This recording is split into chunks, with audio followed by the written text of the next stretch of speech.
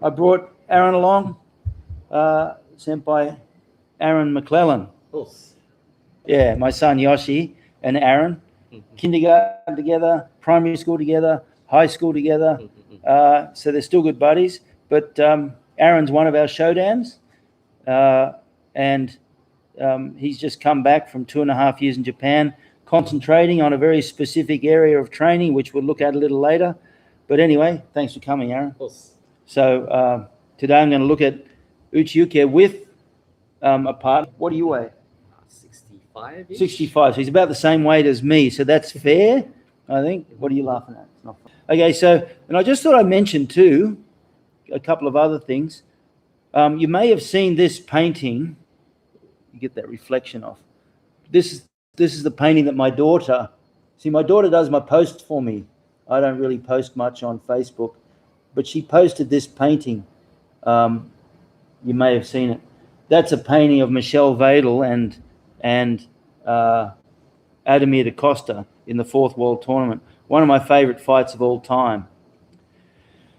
But, you know, Michelle Vadel, I was talking to Aaron coming here about it. Michelle Vadel has to be one of the most accomplished Kyokushin fighters in the world. 9 times Dutch champion. I think 5 or 6 times European champion. Beat them all. Beat Michael Thompson a couple of times. Beat Andy Hoog. Fought in the 2nd, 3rd, and 4th World Tournament. And this fight in the 4th World Tournament, you see, the final was between Matsui and Andy Hoog.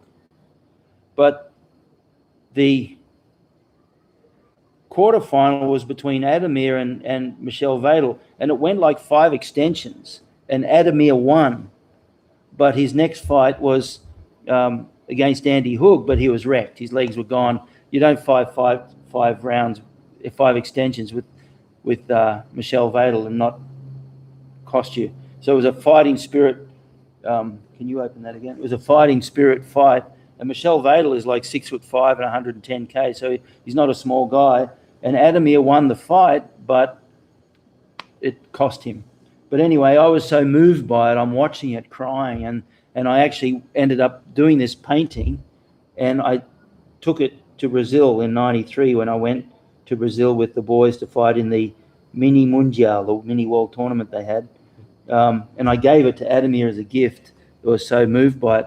But you know, the crazy thing about Michelle Vadel is that he's currently the PepsiCo chaired professor of consumer science in the Robert H. Smith School of Business at the University of Maryland. So he is a highly distinguished PhD professor in marketing, and he's recognized worldwide. He's written numerous papers, he's cited numerous times, and they're all very key things. So he's gone on, and since he left fighting, he's won just as many awards in the academic world. He wins awards left, right, and center for his contribution to academia. But anyway, and the cool thing about Michelle Vadel is, out of his last 25 fights in Kyokushin, some people do a Kyokushin career based on 5 or 6 fights, right? They get a little carried away. They fight a couple of tournaments, sometimes one tournament, sometimes not even one, but they make it out like they fought a whole bunch of tournaments. And Michelle Vadel, the last 25 fights that he fought, he lost one by disqualification, which I was there and I saw it, and he beat the guy fair and square, but they disqualified him on a technicality. He lost one, which I think was to Andy, which he later beat Andy Hoog the next year. He won one by decision, and the other 22 fights he won by ippon. So that's not a bad record. And so the guy's clearly a seriously very cool example of why I love Kyokushin, because you can fight hard, but not have to deal with the accumulation of head injury, the CTE, which is an ongoing problem in all contact sports, not just kickboxing and boxing and so on. Okay, so today I want to continue on with Uchi Uke. Uchi Uke is it's stunningly beautiful. Okay, and today we have Aaron. He's going to help me explain some. Last week we did it out of Uchi Uke. I might even get Aaron. Aaron can go and warm up a little bit. Stretch your legs. He's been sitting in Seizo. His legs are asleep. And I'll get Aaron to do Seinchin, and whilst he's warming up in the background. Look, thank you for all your support, guys. Help me out by subscribing, hit the notification bell, leave a message, thumbs up, all those sort of things. It really helps. So I'm trying to grow the channel as best I can so that I can keep doing this and bring as much Kyokushin as I can to the world. And Patreon, I have to thank you, my Patreon family. Patreon members come and go, but you mostly are very consistent. I really appreciate that. It's getting me through so that I can do these videos. Another mail out coming very, very quickly. And also COVID's hit New South Wales very heavily. So all my New South Wales friends, hope you're safe and well. And also Indonesia. Kyokushin's very big in Indonesia, particularly So Kyokushin. And my daughter's in Indonesia too. And Indonesia's just taken over. I think they had 40,000 COVID cases yesterday. And they've taken over India as the most deaths. So all my Kyokushin friends in Indonesia, stay safe, be careful, do what you've got to do. So anyway, Uchi Uke. We do this Uchi Uke in training. I wore a t-shirt for a specific reason, not my gear today, so that you can see the movements as we do it with Aaron. I'm going to get Aaron, let me know when you're ready. So I'll get Aaron to do Seinchin so you can see. Yep, find a position, move back a little bit. Okay, Musubidachi. Mokso. Seinchin. Yoi. Hajime.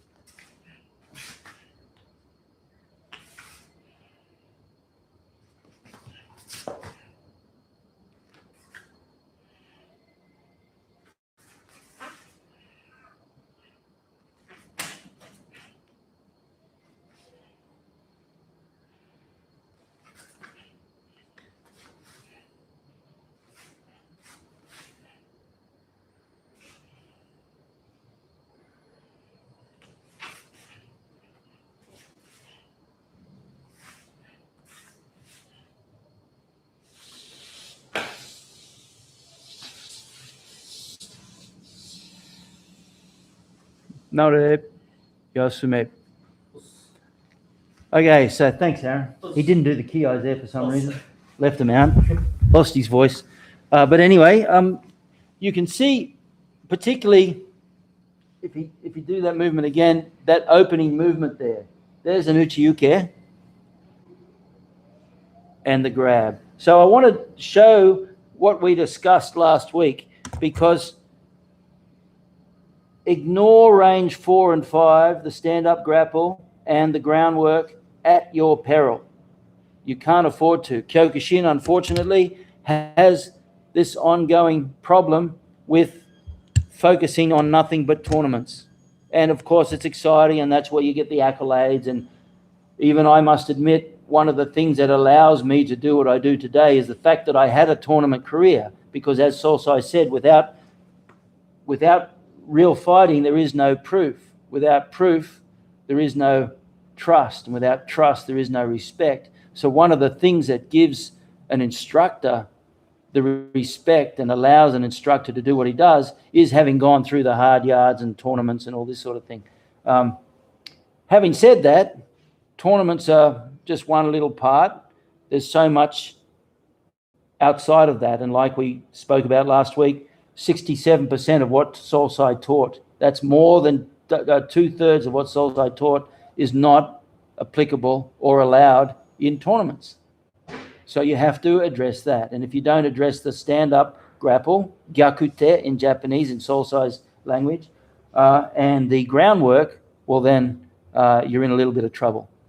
Okay, so let's look at, first of all, the Uchi Uke. Remember that everything starts essentially, confrontations tend to start with a grab or a strike.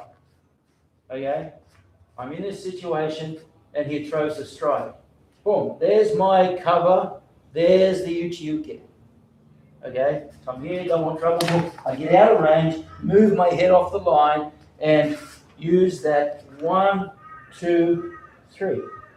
Okay, it can be here, don't want trouble. I bring it down and go up, like Jordan would do. Or I'm here, bring it across, go up. Or he throws the left hand, boom, I come inside and go out with Uchi Uke. You see that? So in slow motion, well, he's already doing slow motion, but I'm here, there's my move. Okay, I don't want to be here. He can throw a jab much quicker than I can move my body, so I have to have my hands ready. If I think I'm going to deal with a situation like this, I'm in big trouble. It's just like bigger to bog it on my head. Okay, so I'm always ready. As he moves, I'm going to move across, out. 2 hands. 1, 2, out. So there's 2 hands up. Look, there's an Uchi Uke right there. As I bring the hands up in the Kanku movement, Uchi Uke. As I bring the hands up in the Kanku movement, I go inside, Uchi Uke. See that? So, Uchi Uke leads into 2 very important techniques which we spoke about last week. 1 is the arm drag, 2 is the 2-on-1 control. And if karate students learn nothing in grappling except these 2 techniques, it's the 80-20 right there. You need to understand and learn the arm drag and the 2-on-1 control. Okay? So the whole idea is he's throwing the punch, I'm blocking. He may also go to grab me. Okay? Like that, whether it's a shoulder, lapel, whatever. It doesn't matter. As he grabs or strikes, I don't know. Maybe that strike's going to be a grab. But when I'm here and something comes towards me, I move off the line and grab. Okay? 1, 2, watch this very carefully. 3, let's change angles a little bit so you can see. We get that darkness behind us so you can see a little better. 1, look, sotoke, uchiuke.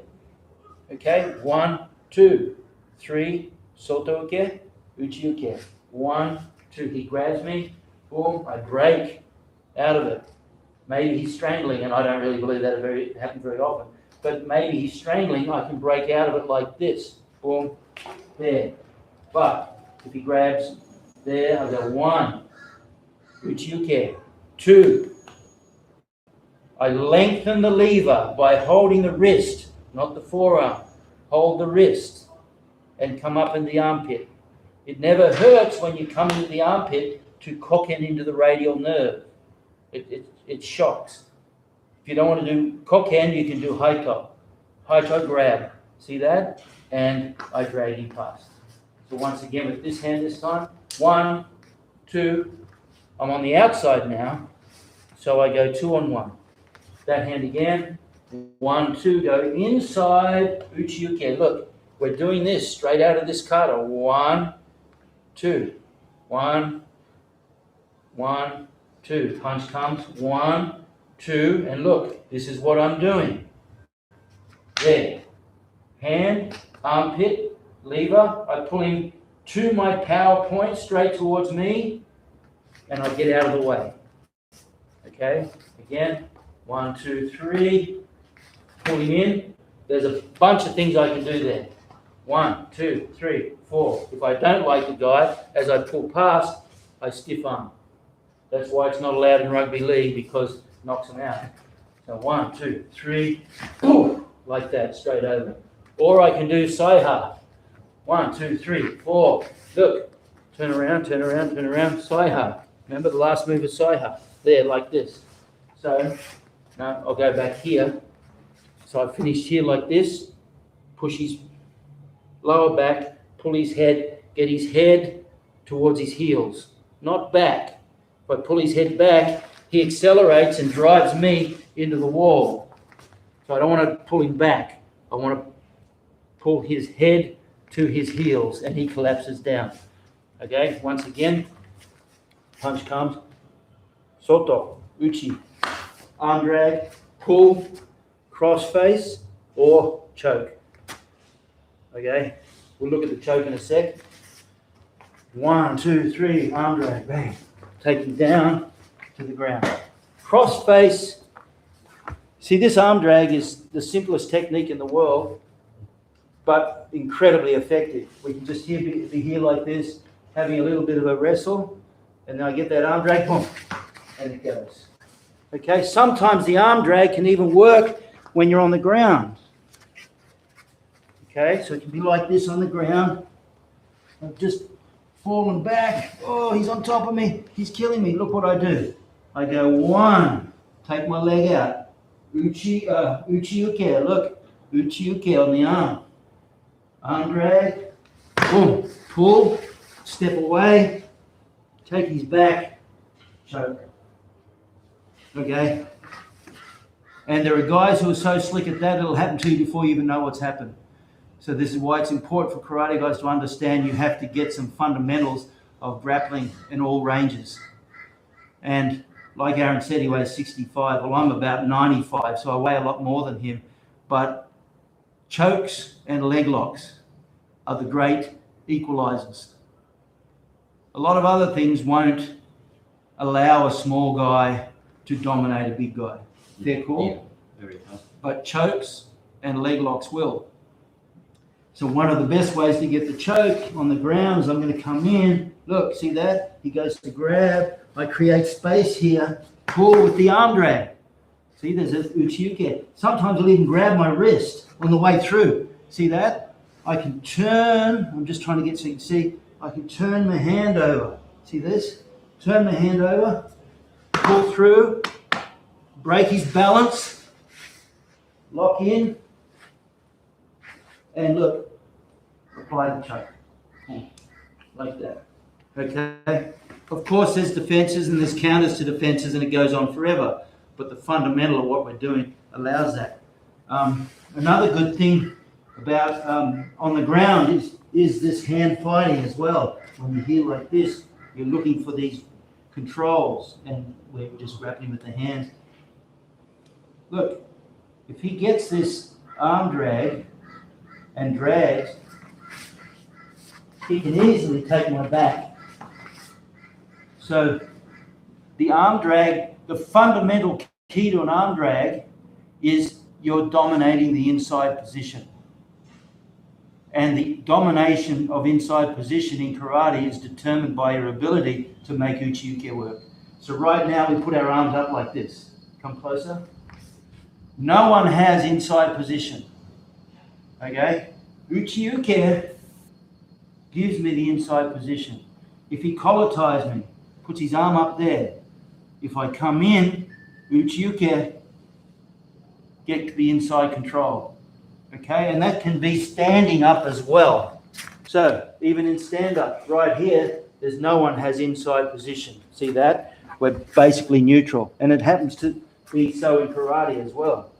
I don't want to take outside position. If I can, I want to come inside. So from this position here to get inside position, as he comes to attack, boom, I'm going inside. He comes collar tie, boom, I go inside. Collar tie again, boom, I go inside. Arm control, inside control, wrist control. These are all fundamental keys that you can use. Collar tie comes, boom, I come in, inside position. I have inside position based on my uchi uke. See that? Collar tie, I shrug. Now I have to say, sometimes people specialize in collar ties, so you're just not going to get them off. It's that easy. There's one guy, I think Mark Schultz was his name, Olympic gold medalist. My wrestling coach, Rico Ciparelli, said that he never saw anyone get Mark Schultz's collar tie off in wrestling competition. So that's like guys going, well, I don't care who you are, I will take you out my leg kick. Okay, so collar tie comes up, I shrug straight away, and uchi uke. This is a Kyokushin drill, a drill that I do with Kyokushin people whenever I work with them and they want to know something about grappling, the first thing I do is this. We stand square. Aaron puts his arm on my shoulder. It's that simple. I do uchi uke. Arm on my shoulder, uchi uke. Arm on my shoulder, uchi uke. Arm on my shoulder.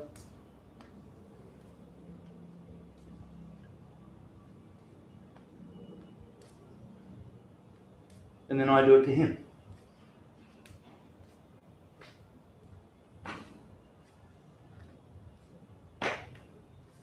The thing about a grab, remember this is just an arm on a shoulder. The thing about a grab is if you get a good solid grip, no one's breaking that grip in a hurry. You might have to hit them or something. So what do? A stitch in time saves 9. So as I go to grab, he blocks it. Boom, like that.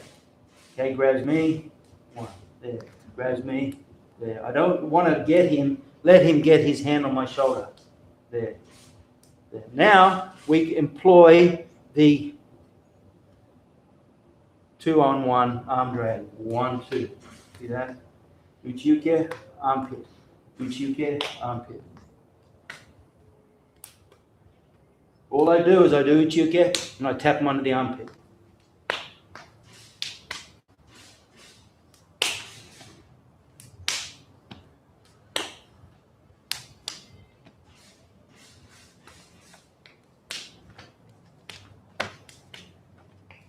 Then we apply a little bit of footwork. He hits, 1, 2, and I step. See, I get his arm to face my belly, my power spot. Turn around, you'll see he does the move. 1, 2, look, his arm is facing my belly. And then bend, I've taken my leg back, bend, pull him in, and I just let him go past me. I don't have to go and try and pull him over there. It won't work. Biomechanically, it's unsound. If I want to carry something or move something heavy, I hold it in like this. So 1, right there. His hand is on my belly. See that? 2. Sometimes people will grab your belt. For some reason, they'll grab your belt and throw their weight around. You just knock it off and go straight into an arm drag that way too. So 1, 2, step back, 3, pull 4. We'll come back a little bit so you can see the full thing.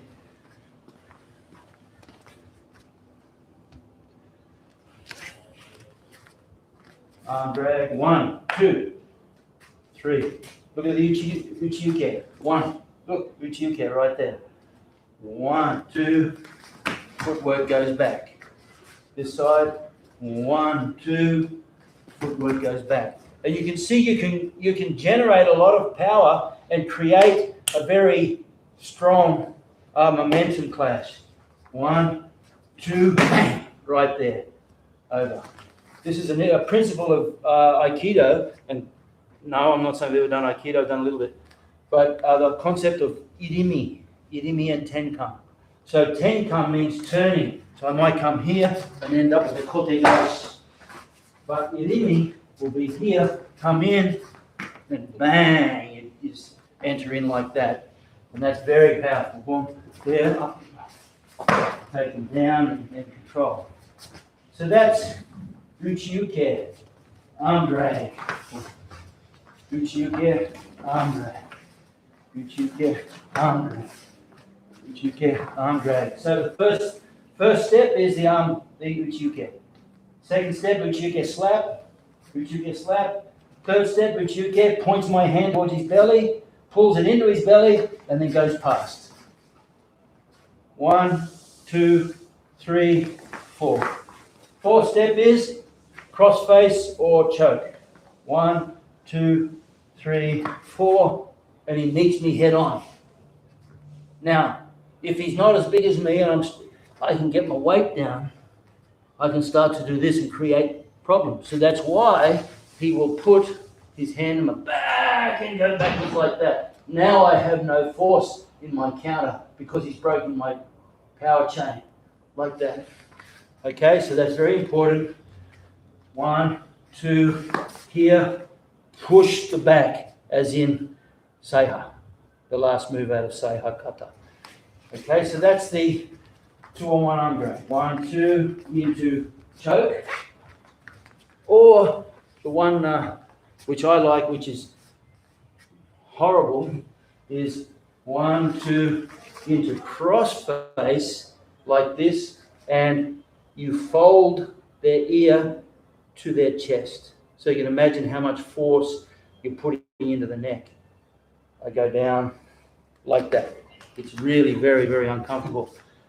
Quite often, the natural instinctive thing to do when they do that is as I turn the head, you keep turning. So keep turning, you just slide straight into a guillotine choke, and you make sure, remember the guillotine choke is another thing I don't want to go too much. I'll do guillotines another day. But if someone gets you in the guillotine, the first thing you're going to do is butt them in the chest with your shoulder as hard as you can, because that will reduce their ability to finish the guillotine. You keep pushing the shoulder into the chest, and then you pull their arm down with your hand, and then you drive through. Boom, you can go that way or this one. Yes, like that. So it puts me in the guillotine. So 1, 2, 3, cross face. So I keep turning. He goes, I have to get my head up. If my head's down, my shoulder's back, he'll finish it.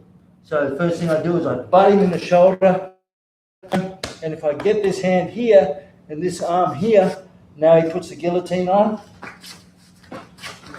It's very hard to put on because I'm counter-levering.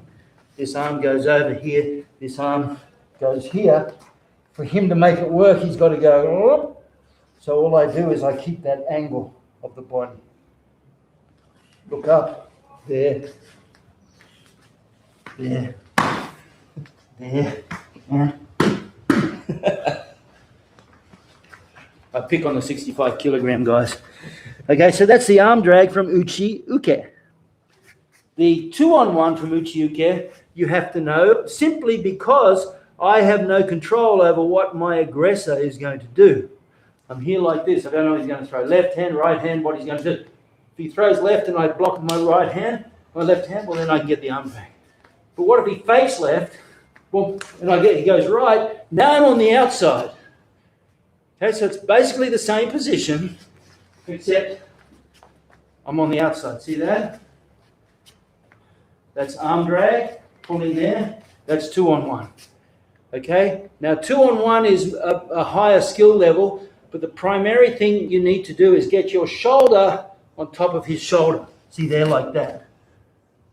And all my weight's in this middle foot. Watch what happens to Aaron's body when I take the weight off this middle foot. I have control here. I have the armpit. Stand up. It's like a seatbelt. That's what you tell yourself. You position it like a seatbelt across your body. Shoulder pressure. Now watch what happens when I take that foot away. Doing nothing else but removing that foot. They fall down to the ground because all the weight goes into their shoulder. But if I'm in this position, I don't have control of the shoulder, and I take my foot, nothing happens. So that's why you've got to get control of the shoulder. And if they're taller than you, you have to come up and drag this hand down and then get it and then go to the ground. Okay? Alternatively, if they are bigger than you, that means their legs are closer to your body. The punch comes, 1, 2, I'm coming in here, I'm trying to get on top, but I can't. All I do is I reach through to the opposite side leg and go down the ground like that. Forgive me, my knees are shot, so I can't get my butt down the way I should. 1, 2, pressure, but I can't get because he's too tall, remember? So I'm going to slide down, in, reach for the far side knee, and take them down that way. Very safe way to take someone down. So I go here, arm drag. Boom. I go here, but he uses the other hand. So if I go here like this, now he's on the outside. See that?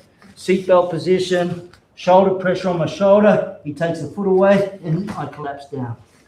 Okay? But if he can't get the shoulder control because I'm taller, he's going to slide, close the leg off, take me down, control my legs. So watch what happens here. Remember sticky tape. Don't forget the sticky tape. Once you have hold of a leg, don't let it go. Hey, don't worry about 45 degrees or anything like that. I think the best thing to do, Marco, is simply play with the angles. It's not, if you say 45, you focus on 45. But if you think angle change, then it doesn't really matter what angle you're at. So if I'm here like this, arm drag, Arm comes, look, I go there. I'm not staying straight for a start. I need to set up. The angle I finish at from here is determined by his movement. If he stays there, I'm just going to drive straight to the ground there. But if he starts to turn around, boom, I need to change angles as well. So the idea is right, but don't worry about angles. Just worry about turning and changing the angle. A small man can take a big man down with this very, very easily. So watch. I come in, I go to grab, he takes me down. Let's get the step back so you can see what he's doing. He's got the 2-on-1. I'm fighting and I'm standing taller than him. He shuts down, boom, like that. Sticky tape. Look what happened here.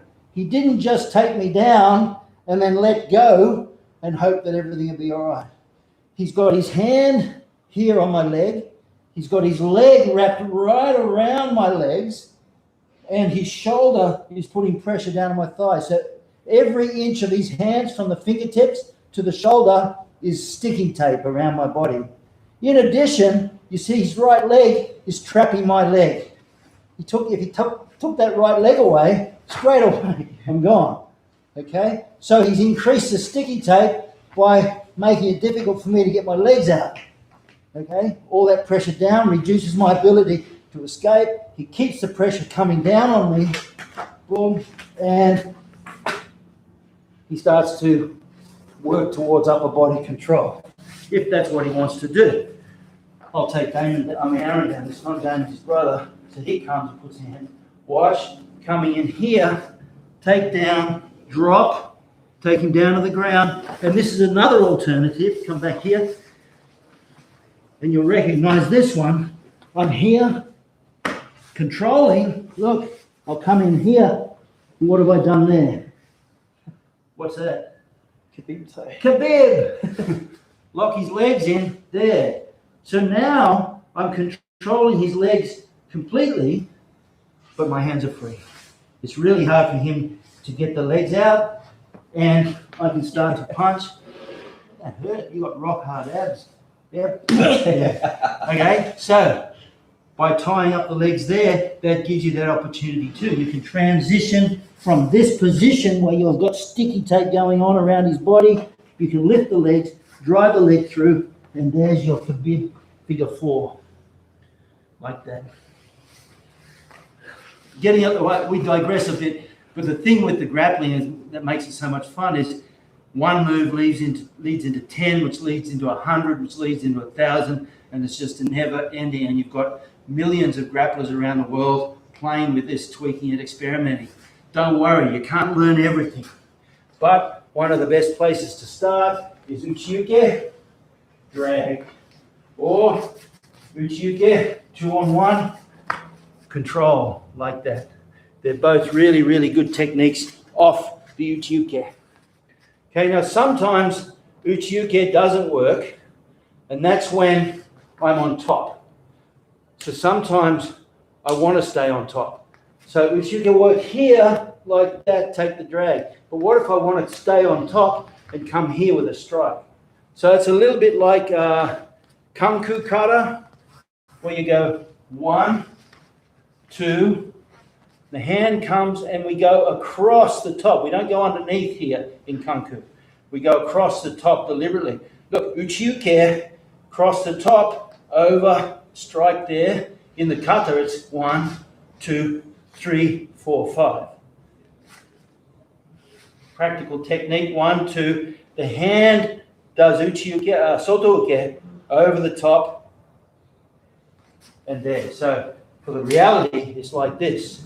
The hand comes over the top there. Sometimes you can be a little confused and want to come inside and do this. Don't worry about it. You take what they give you. If the hand comes low, just come over the top like that. Okay? So there's a little bit on that Uchi Uke. Arm drag, 2-on-1. If you learn nothing else in your first... So the point of it is, at the end of the day, Uchi Uke opens up a lot of possibilities. And like I said, if you count all the techniques in all the kata, the most frequent technique, Chudanski, the second most frequent technique, Uchi Uke. And that's for a good reason. Because Uchi Uke done in isolation is not as practical. I saw. Yeah, we saw Chrissy's name there. Chrissy Dunn. Good to see you, man. Christian's my nephew, but he trained a lot with Aaron in the days. Okay, so Uchi Uke done with two hands changes everything. This is why you need to work on Uchi Uke with two hands. Bang, bang, get off the line of fire. Bang, bang, bang. Arm drags, pull in. You don't even have to do arm drag if you don't want. Punch comes at you. Boom, yep. I can just go whack there if I want, but it's still the Uchi Uke that does it. Look. One, there's your Uchi Uke. One, there's your upper block. One, Uchi Uke strike. One, Uchi Uke arm drag. One, Uchi Uke punch, kick if you want. Okay? But what gives you that movement, there's Uchi Uke again. Goes to the outside now. Straight off there, or tweak the elbow, or 2-on-1. Punch comes again, 1, 2, 3. Look, there's an elbow. I doubt if you break the elbow clean there, but it will tweak it to the point where it makes them uncomfortable. Boom, drop it down, punch there, or drop it down, palm heel there. So there's so much that comes off research of Uchi Uke. And if you have a dojo, I'd urge you to actually spend 4 or 5 solid sessions in a row on nothing but Uchi Uke. You'll be surprised what comes out of it. Like the other night, remember? All we did was we did all our basics, and then after we did basics, we did Seinchin. We just spent the whole night on Seinchin, working on the Uchi Uke movement out of Seinchin. Like that. Little off topic, I know, always is, but anyway. But can I ask about the backward leg movement swing done in the kata? What is happening there? Well, we're taught that it's a snap kick to the groin. And at first I was a little skeptical, but actually it's kind of serves two purposes. If you snap them in the groin, it's good. If you don't get them in the groin, this is my opinion, Mike, and as you know, I'm not always right, but it creates momentum. So if I'm in this situation here, let's move back here, and he grabs me from behind, around my body maybe, boom, like this, okay? I can kick up. Sorry. You're all right. There. That movement alone can be a bit of a shock, right? Yep. One, straight in the groin.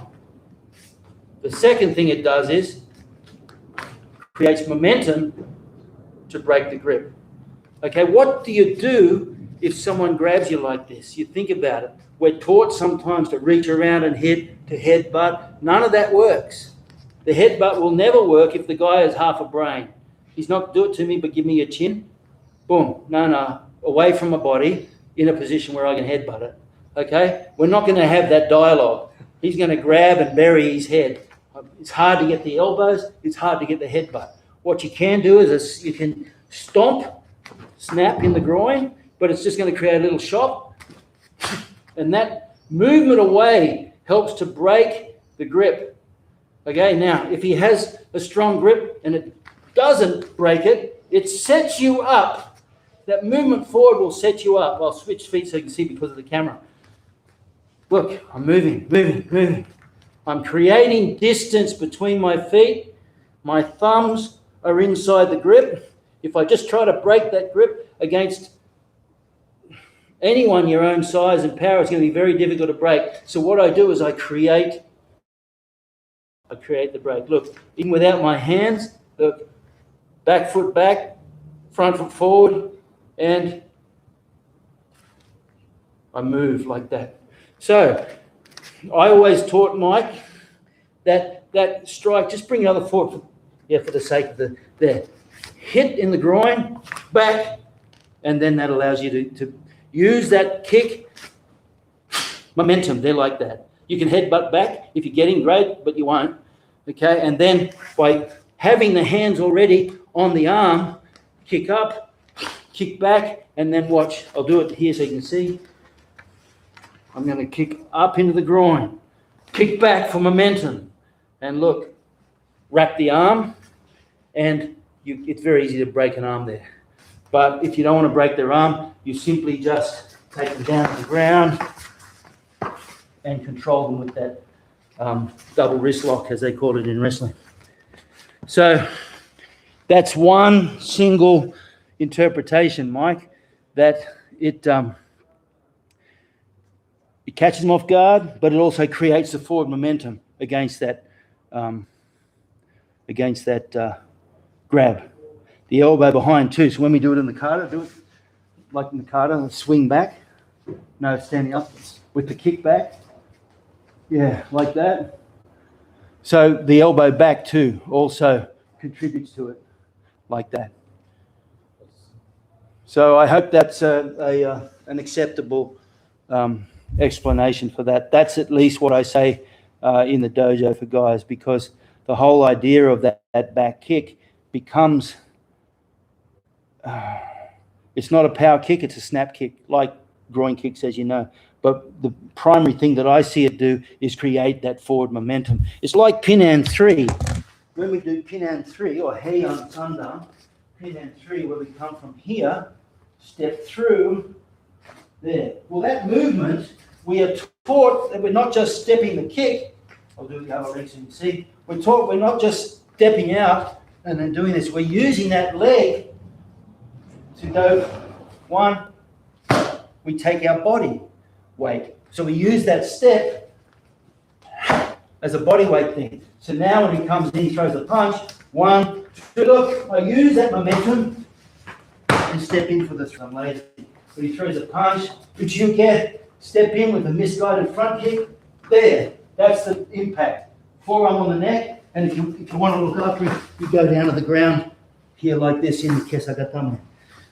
So it's the same principle, where you're actually using the weight of the leg to build momentum. We do it all the time on the ground too. So if I'm here like this, and he has me, say, in side control position, here like this, and I'm trying to build space and momentum, what I'll often do is I'll come to here, or if I can you see that? Let's move back a bit. Actually, go this way so you can see. So I'm going to use this arm as he takes the arm off the head. If he has his arm around my head, he can create a lot of pressure. It's a horrible place to be. But if he wants to start to do techniques where he's arm barring, he'll often take the arm. And that movement where he takes his arm off is the thing, and I'm using the momentum of my pendulum. So as he takes that arm off, one, and that's the movement that I use to counter. So I use the same principle on the ground, there like that. Thanks. So that's one interpretation, Mike. Yeah. Okay. So the other thing, just before, Aaron's been training with me since he's about 8 or 9 years old. Is that correct? About that. Yeah, about that. And he's 43 now. Yes. Yeah. No, he's a very young 40. How old are you? 24? 25. 25. Okay. So he's been part of the family all that time, as I said, a good buddy of my son's. But Aaron is 65 Ks. So as you know, it's generally speaking, you want to put it 80-20. You're always going to have small guys who are just crazily good. But for most of us, it doesn't work like that. So you need to find leverage. And the beauty of knowing range 4 and 5 is it allows you to apply leverage. So Aaron is much smaller than me, but there are two areas which I particularly would be very careful of if I'm grappling with Aaron, and that is Heel hooks. heel hooks or leg attacks. Yes. If he hooks my heel in a correct way, I'm not getting out. It's that simple. It doesn't matter how big you are. A good heel hook locks the leg up in such a way that you can't escape. And the other thing is? Chokes. Chokes. If he gets behind me and puts a choke on, I'm not getting out. Okay? If I get out, that's one thing. But if I don't get out, I'm tapping. Because you don't need to be a big person to affect the blood flow to the brain and knock them out. Okay? So those strangles, not really a choke, it's a strangle, if you want to be technical, but it's chokes a single syllable, and Australians love saving syllables, so strangle Choke, we'll go with choke. We save a syllable. So thank you, everybody. My apologies.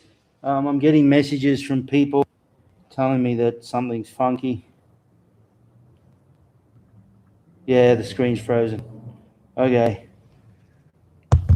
Thank you, everyone. Hope you enjoyed that. Great to have Aaron back, and look forward to seeing you next week. Us.